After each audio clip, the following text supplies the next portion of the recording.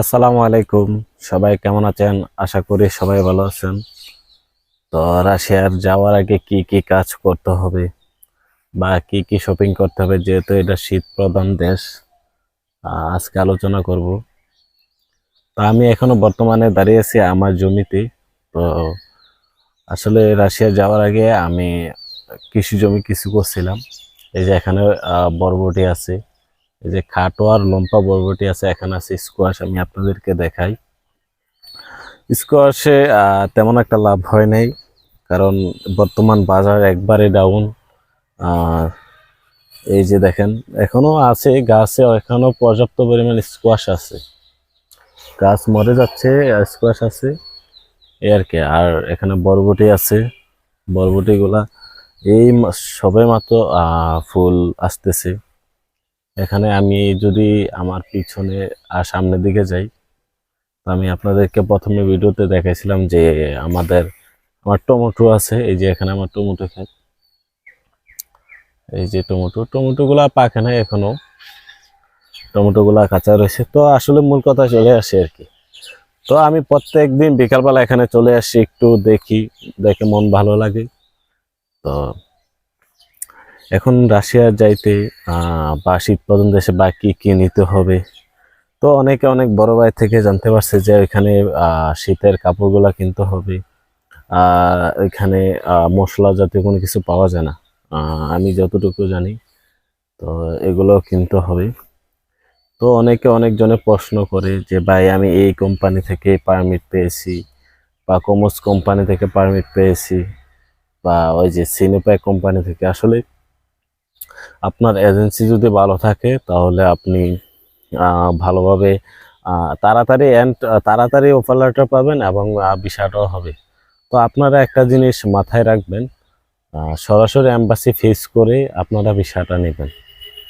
কারণ হচ্ছে কি, বাংলাদেশে দেখা যায় অনেক জালিয়াতি হয়। আপনার দেখা যায় ভিসা স্টিকার আপনার লাগাই দিয়ে বলে যে আপনার ভিসা হয়েছে, টাকাগুলা হাতিয়ে নেয়।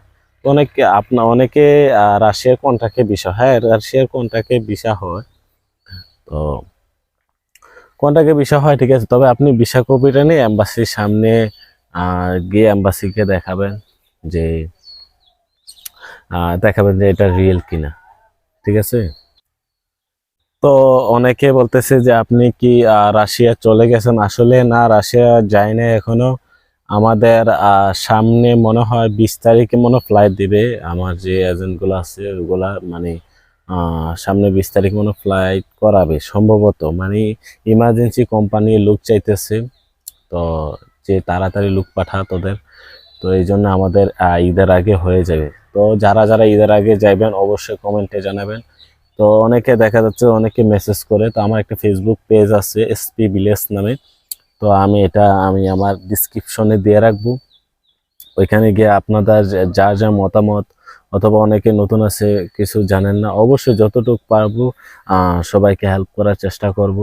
তো এই আর কি। তো এখন আমি যাই নাই। তো অনেকে বলতেছে যে ভাই, আমি এই কোম্পানি থেকে পারমিট পেয়েছি, ওই কোম্পানি থেকে। আসলে এখানে পারমিটটা চেক দেওয়ার আসলে কোনো ওয়ে নাই। আমি আন্তাজি বলে দিতে পারবেন যে আপনার পারমিটটা রিয়েল। তো পারমিটটা একমাত্র ওই দেশে ইমিগ্রেশন ছাড়া কেউ জানা সম্ভব না। তবে ওই রাশিয়াতে গেলে কিছু প্রসেস আছে, ওই প্রসেস অনুযায়ী দেখা যাচ্ছে, চেক দিলে দেখা যায় যে আপনার ওয়ার্ক পারমিটটা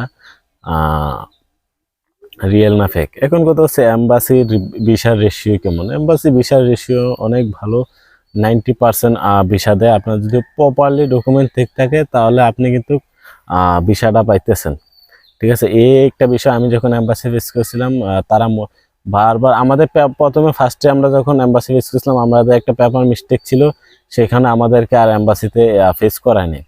তো পেপারগুলো হচ্ছে মেন বিষয়। আমি যতটুকু জানি, পেপার যদি আপনার একুরেট থাকে, তাহলে আপনি 100% ভিসা পাবেন। আর ওইখানে তেমন কিছু প্রশ্ন করে না। অনেকে দেখা যাচ্ছে ভাই আপনাকে কি প্রশ্ন করছে, কি করছে, তেমন কিছু প্রশ্ন করে না। কোম্পানির নাম জিজ্ঞাসা করবে, লোকেশন কোথায়, কি কাজে যাচ্ছেন, ওইখানে কেন যাবেন, গেম মারবেন কিনা, এই জাস্ট এতটুকুই প্রশ্নগুলা করবে। হয়তো বা রাশিয়ানে বেশি কিছু বলবে না, যেহেতু আমরা ওয়ার্কারে যাইতেছি, ঠিক আছে। তো কিছু বলবে না তেমন কিছু, এই আর কি। তো আমাদের রবিবারে মানে কালকে মনে ম্যান পাওয়ারের জন্য আমরা ঢাকায় যাব, ম্যান পাওয়ার করবো, ম্যান পাওয়ার করলে আমাদের টিকিটগুলা কাটবে আর কি। তো আশা করি সবাই আমার ভিডিওগুলো দেখবেন, লাইক করবেন, সাবস্ক্রাইব করে রাখবেন একটি, আর আমার ফেসবুক পেজটারে লাইক দিয়ে ফলো দিয়ে রাখবেন যাতে নতুন নতুন ভিডিও আপলোড আপনারা পেতে পারেন। তো গুরুত্বপূর্ণ আলোচনা বা অনেকে যারা জানতে চান অবশ্যই মেসেজে নক দিবেন। তো যতটুকু পর্যন্ত পারবো ইনশাল্লাহ হেল্প করবো আর কি। তো আশা করি সবাই ভালো থাকবেন, সুস্থ থাকবেন। আল্লাহ হাফেজ।